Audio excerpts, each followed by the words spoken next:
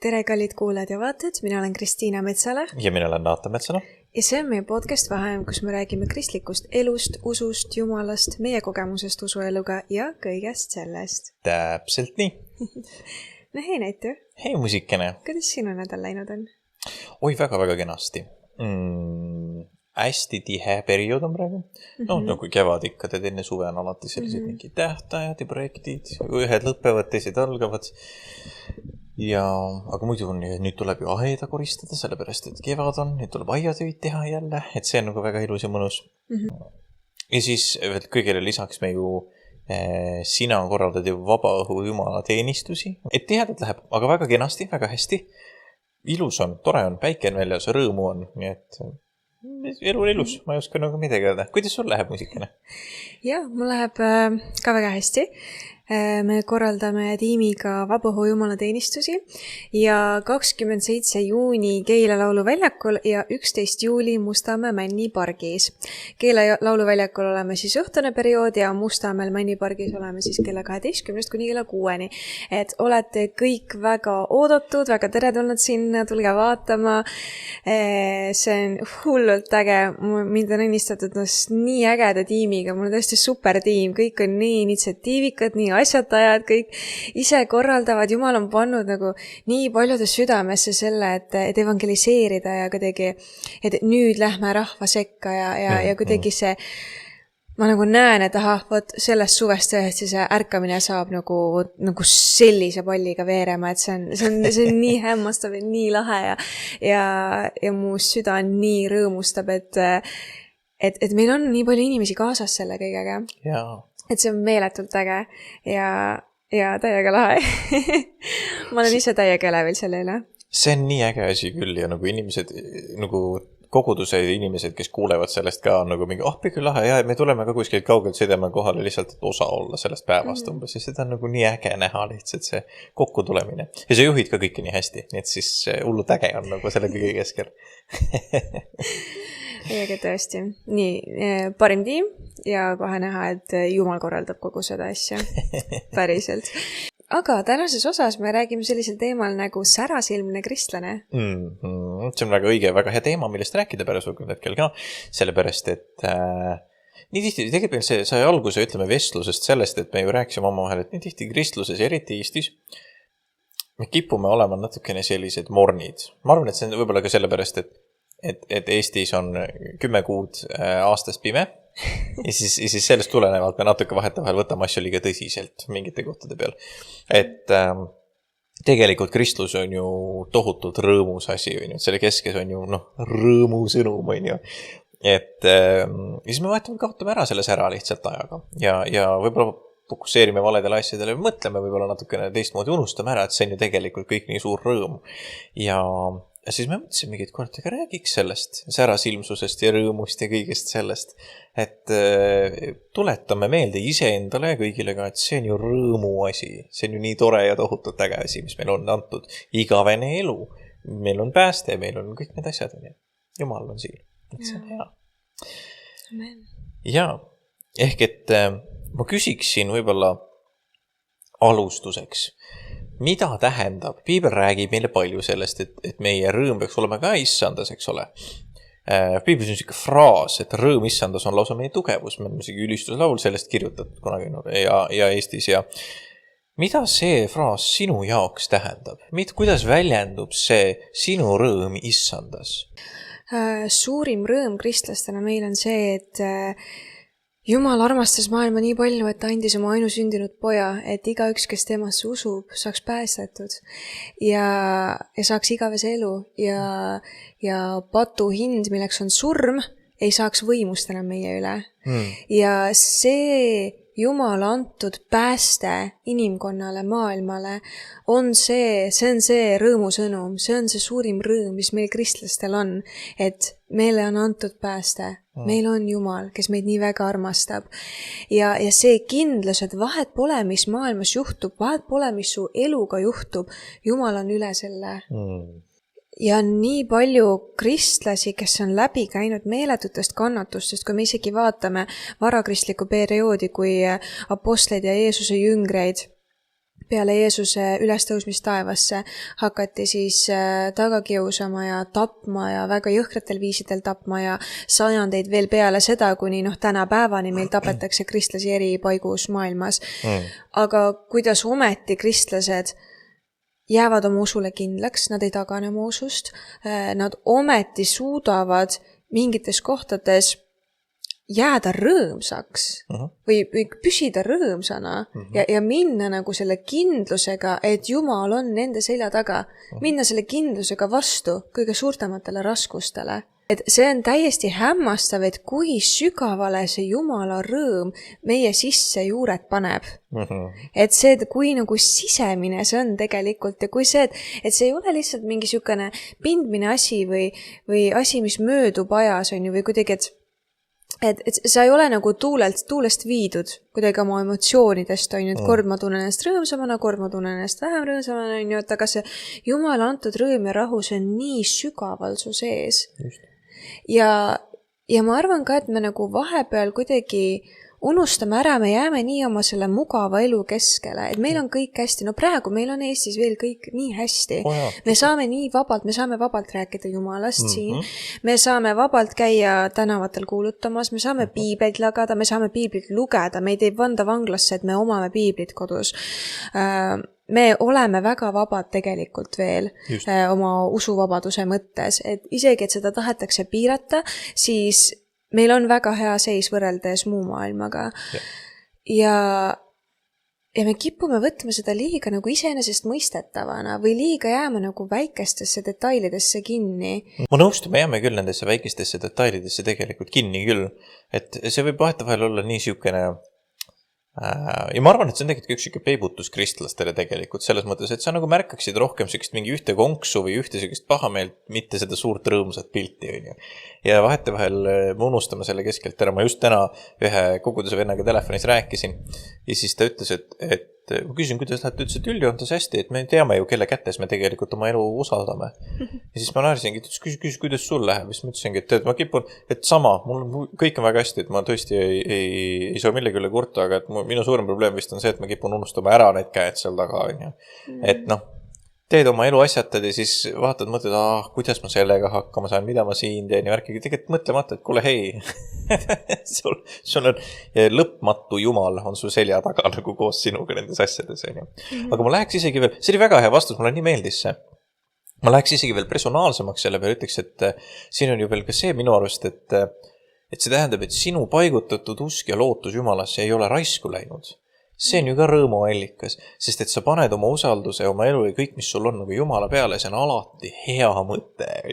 Sest nii palju, ma ei tea, mina olen küll elus teinud valikuid, kus ma usaldan midagi ja siis see, ma ei tea, kukub alt või nagu, pettud milleski või läheb halvasti või valesti või midagi. Aga Jumalaga, ma pean ütlema, et siiani ma pole kordagi pettunud selles. Pole alati lihtne ja aga Jumal ei garanteerigi meile lihtsust alati. Aga ma pole kunagi pidanud pettuma.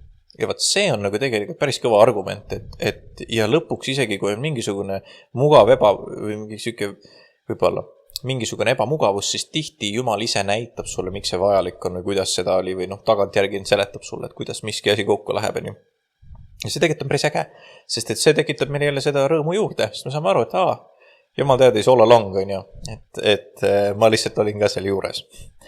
Aga me oleme vist täheldanud ka seda, et seda rõõmu kipubtakse ära varastama, nagu me rääkisime ka, et just nende detailide vahel elu mingite käikude muud asjade poolt, kõige poolt. Nii et ma tahaks jagada võib-olla mõningaid ja arutada natuke soovitustest, mida me saaks jagada, kuidas seda kristlikku sära silmades hoida, nii endal kui ka tegelikult üksteisel. Sest me kõik ju teame neid kristlasi, kui sa kogudusse lähed ja vahel suhtled, sa ju iga natuke saadagi kohtud mingi kristlasega, kes on kogu aeg nii täis seda evangeeliumi rõõmu. Ja siis sa suhtled nendega ja siis sa ise saad ka tänu sellele nagu palju rõõmsaks. Mõtled, metsadal on õigus, ma peaks ka rohkem süke olema. Või peaks ka nagu niimoodi suhtuma rohkem asjadesse. Minul on küll niimoodi, et ma kohe vaatan mõtlen, et peaks ka nii tegema rohkem. Aga esimene ja minu arust üks väga oluline soovitus oleks see, et ära võite üksinda. Meil on nii palju eluolukordi ja kohti, kus me mõtleme võib-olla, et me peame kõike üksinda tegema või mina pean hakkama saama või et see on nagu minu elu ja minu valikud. ja siis sa mõnikord jagad oma valikuid ja oma elu siis kellegi teisega ja siis sa saad sealt kõrvalt mingi teise perspektiivi ja mõtled, et ma oleks võinud esimese sammuna tulla teilegi rääkima sellest, et nagu see ongi 2 kuud peavalu oleks nagu lihtsalt kuskile unarusse kõrvale jäänud, on ju. Et ma arvan, et see teistega koos võitlemine ja teiste koormate kandmine ongi tegelikult üks see kommuuni nagu element kristluses tegelikult on nii oluline ja see süke perekonna mudel, mis on ka meile jäetud, on ju. Et see on nii väärtuslik, sest et me aitame üksteist tänu sellele. Apostlid oli ka, need olid ju 12, mitte 12 eraldiseisvat isikut, vaid nad käisid mitmeti koos ja tegid asju koos ja hoidsid üksteist ja läksid tülli ja siis leppisid ära ja see kõik oli ju normaalne osa asjast. Et ega meil ei ole kuidagi teistmoodi loodud see olema. Jaa, ma olen väga nõus sellega ja ma tahtsin ise ka täpselt selle sama pointi tuua tegelikult, et me võime nii lihtsalt jääda üksinda või nii lihtsalt oma nagu väikesesse nagu tutvusgruppi jääda, on ju, eriti kui sa alles tuled usu juurde ja enamalt me oleme ümbritsetud mitte kristlastest, kui sul ei ole usutausta varem on ju olnud ja siis kuidagi ei taha nagu teistele peale käia või ei taha nagu tüütu olla inimeste jaoks ja mis ma jälle hakkan nagu kedagi oma muredega hõivama või nagu enda aega kulutama, on ju, et ma pigem küll äkki need lahenevad kuidagi ära, on ju. Aga tihti, kui sa jätad haava lahtiselt, siis see läheb mädanema, kui sa sellega midagi ei tee, on ju. Ja tihti meie sükeste hingeliste asjadega samamoodi, et kui me jagame neid asju, kui me laseme inimestel palvetada oma asjade eest, oma murede eest, oma sükeste usuküsimuste eest ja me ei jää üksi nendega asjadega, siis tihti need ei lähe hapnema, need ei lähe mädanema siis, sest nendega saab kohe tegeletud. Ja ma väga soovitan nagu leida omale mingi osadus või kogukond või et olla osa sellest suuremast Kristuse ihust, et sa ei jääks üksinda. Ja ma olen ise ka sellega nagu palju võidelnud, sest et ma tulin ka niivõrd nagu mittekristlikust keskkonnast ja mu enamus sõbrannad olid mittekristlased, ja ma pidin ennast kuidagi nagu sellest mugavustsoonist nagu välja suruma, et leida endale nagu mingi kristlaste kommuun või nagu kristlastest sõbrad endale ja nagu kristlastest kogukond, keda ma nagu sügavalt usaldaks. Mitte ainult, et sa pühapäeval ütled, ja tere, kuidas läheb hästi ja okei, vaid kellega oleks nagu päriselt see sügavam kontakt ja sükene osadus olemas ja see nõuab natukene nagu mugavustsoonist väljumist, uute inimestele enda avamist, aga kui sa need sammud ära teed, see on nii väärt seda. Ja ma ütlen, see mugavustsoonist välja tulemine ka, see on nagu iga kord, kui sa ühe sammu sealt välja astud, sa laiendad oma seda tsooni, et alguses see tundub hirmus rääkida mõne uue inimesega, on ju. Tundub hirmus leppida mingi aeg kokku, et palvetada või et kuidagi osaduses kaasa lüüa, on ju. See tundub hirmus, aga mida samm edasi sa teed, seda rohkem sa harjud ära sellega. Ja siis järsku sa saad aru, et need asjad ei ole üldse hirmsad enam. Aga et see nõuab aega ja see nõuab seda, et sa päriselt läheksid välja. Et sa päriselt astud need sammud edasi. Ja tõesti vaataksid, et sul oleks kogukond ümber. Just. See on nii hea soovitus. Me võime nii nagu ise endasse tõmbuda ja siis me muutume selliseks, et me ei tahagi kunagi usaldada kedagi. See on väga-väga väärtuslik, et sa õpid olema õiges keskkonnas nagu haavatav. Aga see on just täpselt õige, et see õiges keskkonnas. Nii hea soovitus. Wow. Täiega. Aga teise soovitusena ma ütleksin, et lase Jumal defineerib sinu olukorra, mitte siis tunded või arvamused. Sest et nii palju meie elus võib olla selliseid kohti, kus meie stress, emotsioonid, ükskõik mida, ütleb meile midagi meie kohta või mingi olukorra kohta. Ja siis Jumal ütleb sulle selle keskel midagi hoopis teistsugust. Ja sa pead nagu kindlaks jääma, sa pead õppima kuulama selle keskel Jumalat. Sest et ega need see emotsioonid, stress, tunded, teised inimesed, need ei lähe kuskile ära. Need on ikka seal, nad ikka kogu aeg räägivad sulle neid samu asju. Aga see valik neid kuulata versus valik kuulata Jumalat, see otsus jääb sinu kätte. Ja see on mingi eksam, mida me oma elus peame nagu pidevalt tegelikult tegema. Ja see lõpuks viib meid sinna samasse eksamisse, või lõpuks see viib meid nagu sinna samasse kohta välja, kus näiteks apostlid olid ka.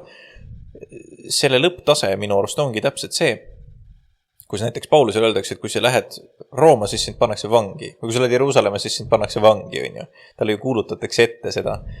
Ja siis Paulus ütleb, et nojah, okei siis. Ja siis ta teab, et Roomas ilmselt sureb ja mis siis Jumal ütles mulle, et ma lähen sinna, et see mõte ei ole ju, et mina pean kindlasti elama ja põgenema kuskile Saksamaale või mida iganes, kes soovitati seal, eks ole. Paulus ütleb, et okei, Jumal ütles mulle, et ma lähen sinna, järelikult ma usaldan seda plaani, isegi kui ma lähen vangi või isegi kui ma suren, siis ma lähen sinna, kuhu Jumal ütleb mulle, et ma lähen. Sama asi, et tegelikult, ja see hakkab palju väiksemal tasemel meie seest, kui me arvame. Et see on üks osa sellest iseendale suremisest ka, ma arvan, millest me tegelikult räägime hiljem natuke veel, aga siin tõesti me peame oma elus õppima järgima Jumala definitsiooni ja Jumala arvamust rohkem kui enda tundeid või teiste inimeste arvamusi. Jaa, ma olen sellega väga nõus ja mulle väga meeldis,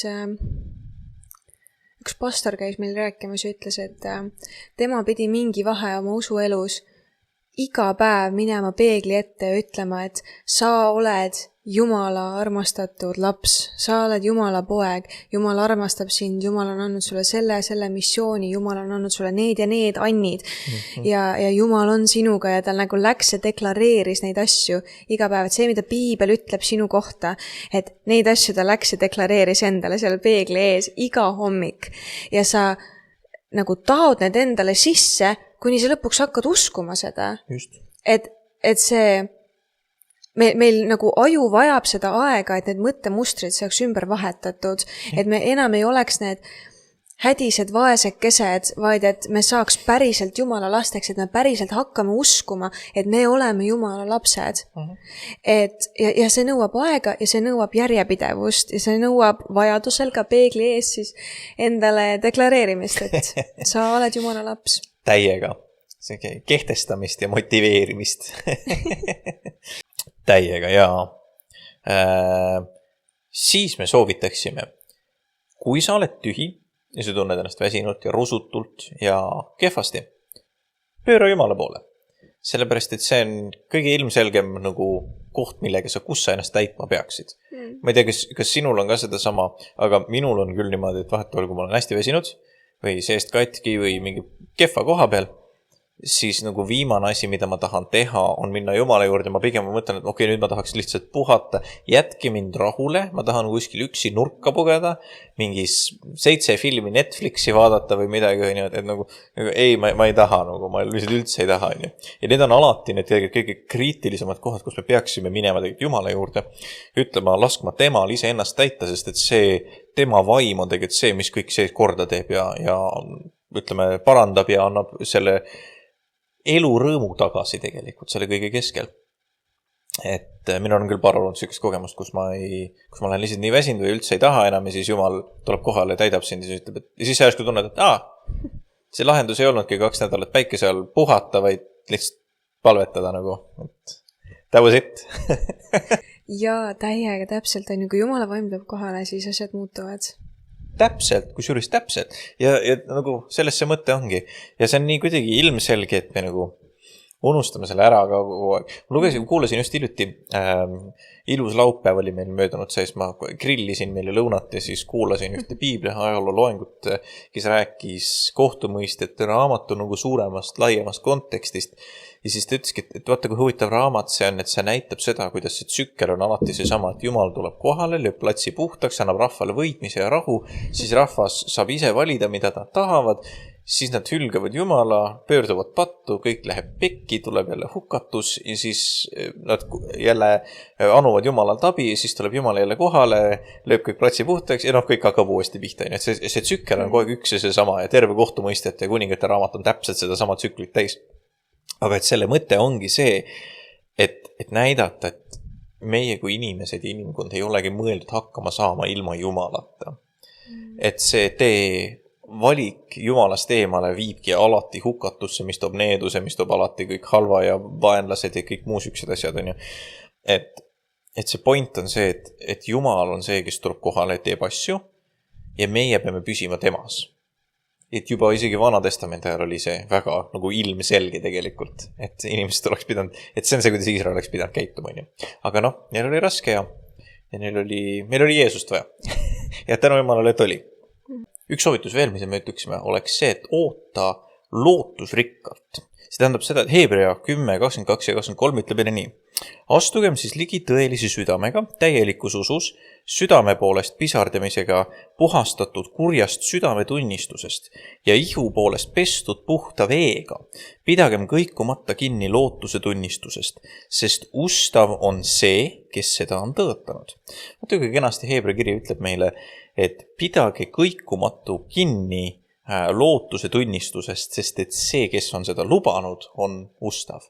Ja see on meile nagu nii suur kinnitus tegelikult, et kui jällegi täpselt see, mis me tegelikult juba alguses rääkisime, kui sa loodad Jumala peale, see ei ole kunagi raisatud lootus, sellepärast et see Jumal on alati jah ja aamen. Minust pastor Veikovas oli see, kes ütles seda kunagi niimoodi välja.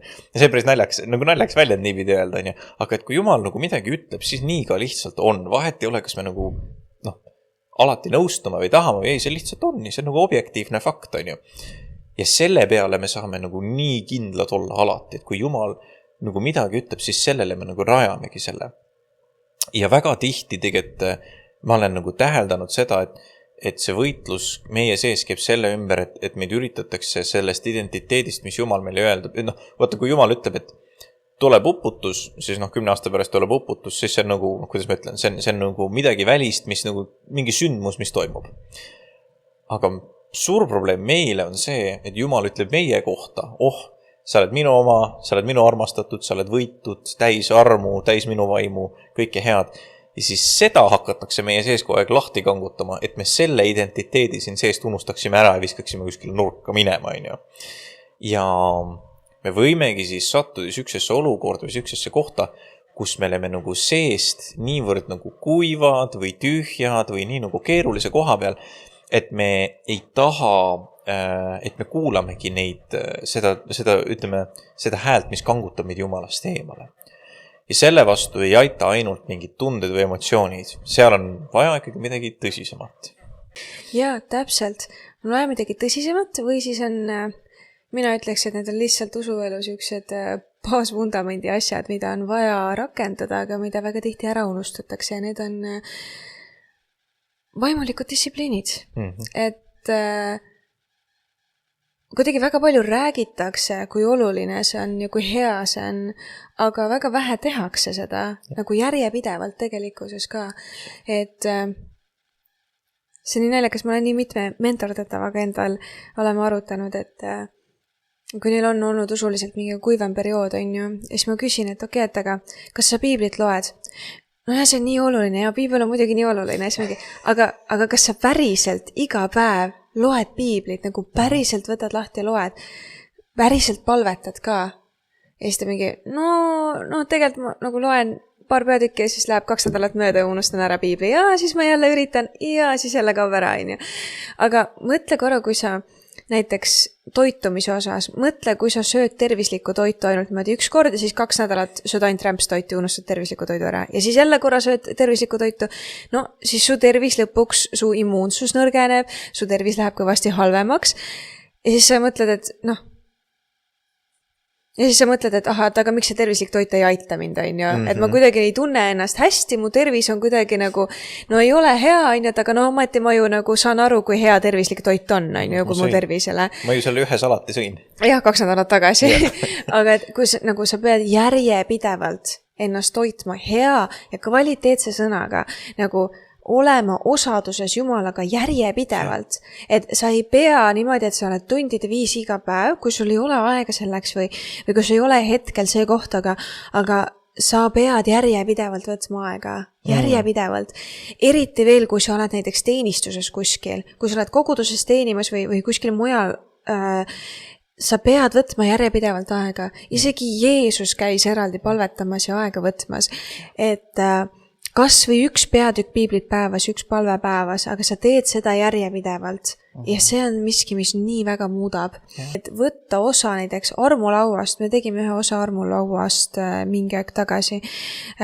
Kui meeletult oluline see on meie vaimuliku elus, on osa võtta armulauast. Kui oluline on paastumine. Ma võin oma kogemusest öelda, et paastumine on miski, mis Jumal nagu põletab su seest asjad välja, kui sa paastud. Et kui sul on mingid sõltuvused, oled sa mingites asjades kinni, siis ma väga-väga soovitan paastumist. See päriselt, see puhastab sind, Jumal põletab nagu need asjad su seest välja. Et ma väga soovitan võtta osa paastumisest. Siis piibli lugemine, palvetamine, regulaarne ülistus Jumala ees. Me ülistame Jumalat ka sellega, mida me teeme, on ju, et ka seda on nagu vaja silmas pidada. Ja me nagu vahepeal kuidagi kipume unustama või nagu kipume jääma sinna kinni, et me räägime nendest asjadest, kui olulis on, aga ei tee seda järjepidevalt, aga ma väga soovitan mingi väga hea järjepidev rutiin leida ja siis sellest kinni hoida ja seda teha. Mingi jätkusuutlik, mis sinu elu jaoks sobib, praeguses sinu eluetapis sobib. Et ma väga-väga soovitan. Osaduses käimine käib siia alla. Et tõesti teistega koos palvetamine ja sõna uurimine. Ja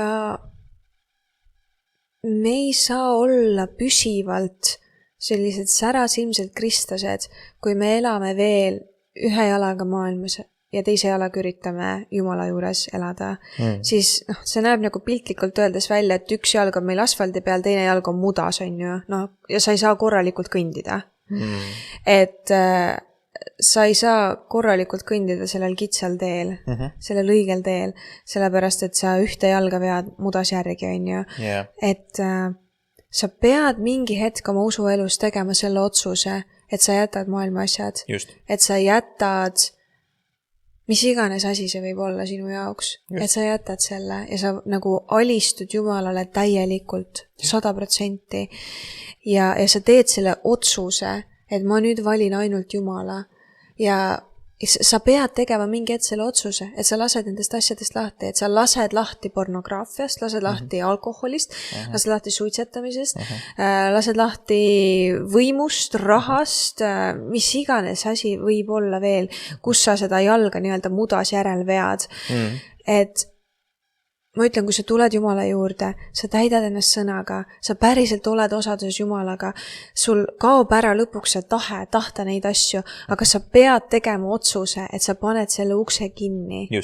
Et alguses see võib olla keeruline, aga mida rohkem sa täidad ennast Jumalaga, seda vähem sa üldse tahad vaadata maailma asjade poole. Täpselt. Ma olen 100% nõus ja see on nii hea, et sa selle üles tõid ka, seepärast, et ma ütleks kohe siia juurde selle soovituse veel eriti täpselt sükste asjadega võitledes, aga tegelikult ka elus üleüldiselt, isegi kui sa ei võitle näiteks mingi sõltuvuse või patuga konkreetselt, nii oluline on siin juures nende spirituaalsete distsipliinide juures see, et sa tegeled oma probleemidega nagu spetsiifiliselt ka, on ju, et kui sa tead, et okei, mul on, ma ei tea, hasartmänguga probleemid, on ju, et siis sa ei istu ja ei palveta nagu Jumala ees ainult, et okei, Jumal, õnnista mu finantsolukorda, vaid et Jumal, aita mul lahti, palun saada sellest asjast, et sa võtad nagu sellel halval asjal nagu sarvist kinni ja koos Jumalaga sa hakkad nagu palvetama ja paluma abi otsima ja tegelema selle nagu probleemi endaga ka, on ju.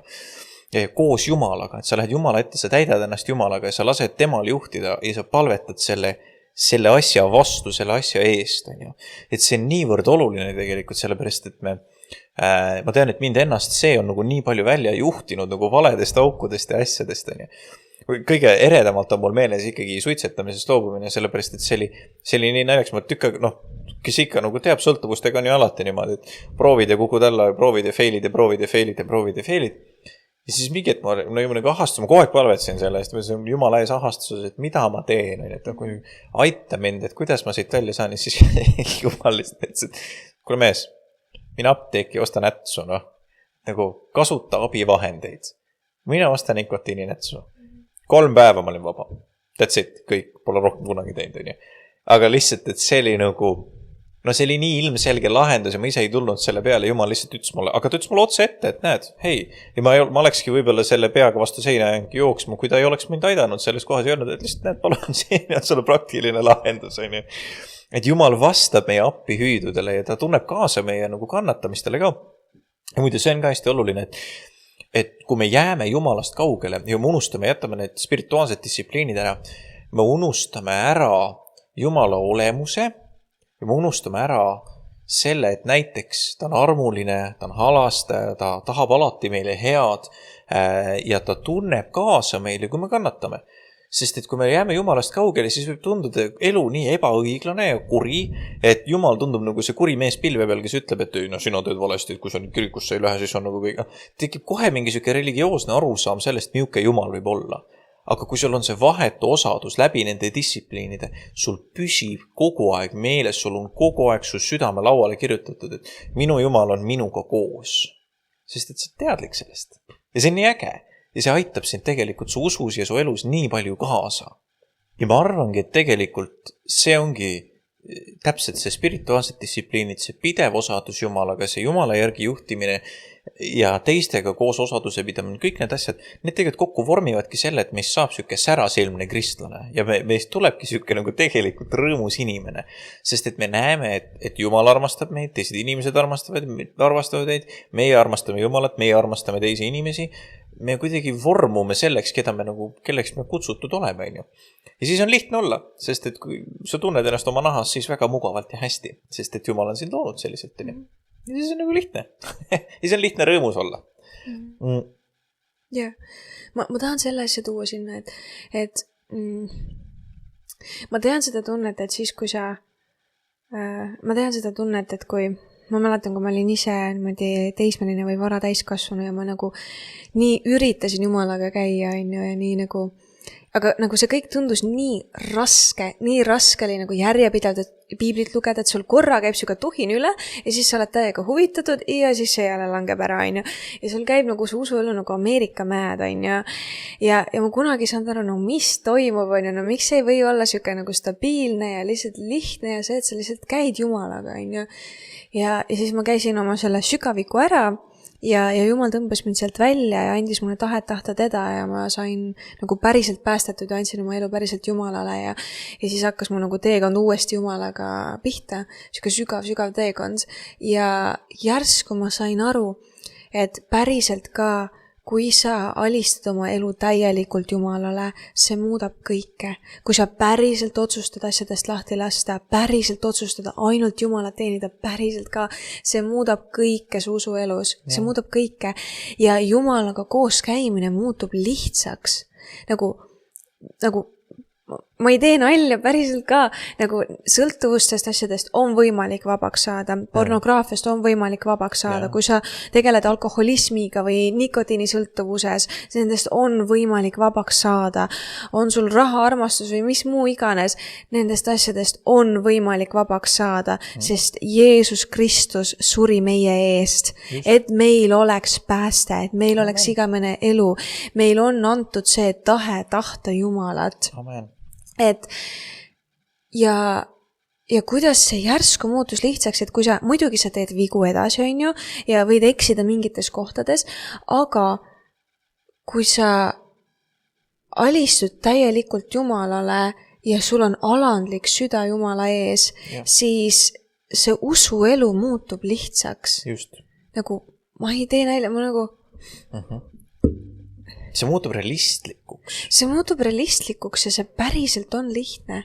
See päriselt muutub lihtsaks avada piibel, lugeda Jumala sõna, palvetada, see tuleb nii naturaalselt sulle. Täpselt. Jumalaga koos käimine ja see, et sa nagu hakkad tunnetama Jumalat, et sa kuidagi tunnetad Jumala juhtimist ka ja su radar saab nagu puhtaks, kui sa ei ela aktiivselt patus ja kui sa nagu päriselt alistad oma elu täielikult või annad oma elu täielikult Jumalale ja alistad ennast Jumalale. Ja ma lihtsalt tahan öelda, et päriselt ka see kõik on võimalik. Et see võib tunduda nagu võimatu mingis olukorras, et kuidas ma ometi saan nendest asjadest lahti, aga see on päriselt võimalik. Kusjuures ja minu arust see, mis sa just ütlesid, oli ma tahtsin täpselt sinna nagu selle peale üle ehitada, see oli nii hästi. Üks asi, mis hoiab meid Jumalast väga eemale, näiteks töötegijatena, aga ka ütleme, teel olevad vastpöördunud või just et tahaks tulla Jumala juurde, aga veel ei tule. Ja see on see, me arvame, et Jumal ei saa meie koledusega hakkama. Et see on see, et me arvame, et me oleme nii palju eksinud, et me ei saa Jumalat andeks, et kui teised inimesed on juba reageerinud negatiivselt sellele, kuidas meie oleme või meie teeme või midagi. No kas või näiteks, kui sa oled vanglas on ju, et noh, see võib tunduda, et okei, ühiskond on mind hüljanud, ma olen ühiskonna silmis mitte keegi, mind on visatud kuskile nurka ära. Jumal ei mõtle sinust niimoodi. Jumal ei mõtle meist niimoodi. Ja ta mitte kunagi ei viska meid niimoodi ära. Me ei ole nagu temale kunagi liiga kaugel, et saada nagu teda kätte. Jah, kas me peame kandma vastutust oma tegudest? Otse loomulikult. Seda piibel on täis, kubiseb sellest, et me peame seda tegema. Kas me saame Jumalalt armu selle sees? Loomulikult saame. Ja see on ainult meie asi tahta ja otsida ja paluda seda, et meie saaksime armu Jumala käest. Ja see on nii... See on just, miks need kaks nagu gruppi inimesi on just see, et töötegijatena täpselt samamoodi me unustame selle ära. Me lähme nii selle keskele, et me peame nüüd oma teenistust üleval hoidma, et me unustame ära, et meid on isiklikult armastatud. Mitte teenistuse pärast, vaid inimese pärast. Jeesus ja Jumal armastavad sind isiklikult, mitte lihtsalt seda teenistust, mis sa teed. Ja vastpöördunutel on täpselt see sama mure, sest et nad võib-olla ei saa veel, kuidas see sulle mahub pähe, et keegi sind nii väga suudab armastada. Ja see point ongi see, et see ei mahugi meile pähe. Me peame paluma seda Jumalalt nagu abi, et õppida seda aksepteerima. Sest me oleme nagu vahetevahel nii kihiliseks või mustaks mõelnud ennast või kuskil kinni, või et me ei saa isegi aru sellest, et Jumal meid nii väga armastab. Me peame reaalselt nagu üks osa elust kristlasena ongi õppida Jumala armastust vastu võtma. Ma tean, et see võib olla vahetevahel nii keeruline, aga jälle, see on ka nii oluline koht, kus kohas, kui me temaga aktiivset osadust nagu peame ja hoiame, siis me õpimegi seda tegema, siis me kogemegi seda ja siis saabki see kõik lihtsaks, täpselt nagu sa ütlesid, on ju. Aga et ärme ise pane seda kinni ust Jumala ees, mõeldes, et tema ei tule toime sellega, mida meie oleme teinud. Siis ta tuleb kõigega toime. Veel eriti meiega. Ja see on tema jaoks nii lihtne. Et ära pane Jumala silma ja sust kinni. Jah. Ja siis saab Jumala rõõm sinu seest täielikuks. Siis ta võtab selle koormususe eest ära, siis ta annab sulle siis ta aitab sulle ise sinu risti kanda, mis ei pea üldse olema muide masendav tegevus. Me kogu mõtleme, et risti kandmine on ja võib olla siuke asi, et sa nagu võtad selle õlala. Nüüd hakkab see raske ülesmäge, on ju, et mina ja minu rist. Ei pea olema üldse. Seal on sinu ristil on keegi kaaskandja ka ja see on Jeesus. Ta aitab sul seda tassida nagu päriselt ka. Ja siis su elu muutub niivõrd rõõmsaks ja niivõrd nagu sisukaks, ma ütleks, ka koos Jumalaga. Ja Jumal saab sind juhtida. Ja ja siis on lihtne aru saada, miks rõõm issandas on su tugevus. Isegi kui elu proovib vahel seda ära varastada. Jah. Jah, nõus.